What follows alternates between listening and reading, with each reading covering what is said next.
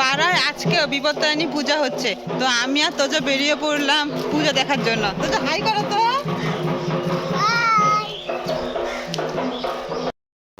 আমাদের এদিকে পাড়ায় পাড়ায় পূজা হচ্ছে, তোমাদের দিকে মানে পূজা করছো তোমরা?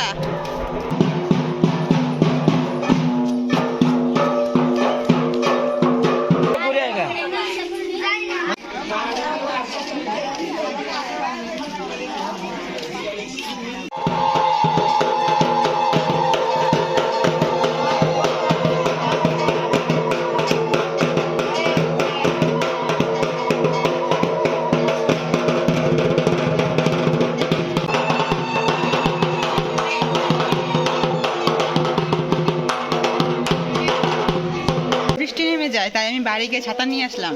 ছাতার মধ্যে আমার মুখটা সুন্দর লাগছে, পরিষ্কার পরিষ্কার। এটা হলো মন্দিরের পিছনটা।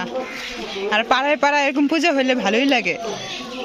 এদিকে রাস্তা বুকিং, তাই আমি গলি গলি দিয়ে যাচ্ছি। এখানে একটা মহিলা ওই বাচ্চাটাকে বলল মেয়েদের নাকি ঢাক বাজাতে নাই। কেন, মানে মেয়েরা কেন পারবে না ঢাক বাজাতে? তোমরা যদি কারণটা জানো আমাকে জানাবে কমেন্ট করে। এখন বাজে সন্ধ্যা 5টা, আমি টিউশন পড়ায় ছুটি দিলাম, এখন যাবো আমি প্রসাদ খেতে।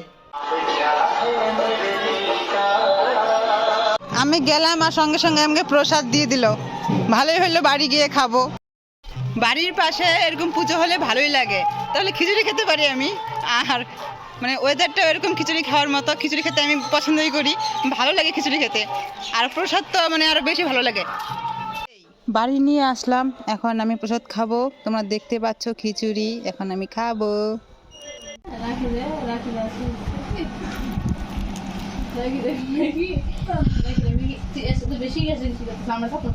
কার কার বাড়ির পাশে এরকম বিপত্তারিণী পূজা হলো? আর আমার মতো তোমরা কে কে খিচুড়ি প্রসাদ খেতে ভালোবাসো কমেন্ট করে জানাও সবাই। আমার তো খিচুড়ি প্রসাদ ভীষণ ভালো লাগে।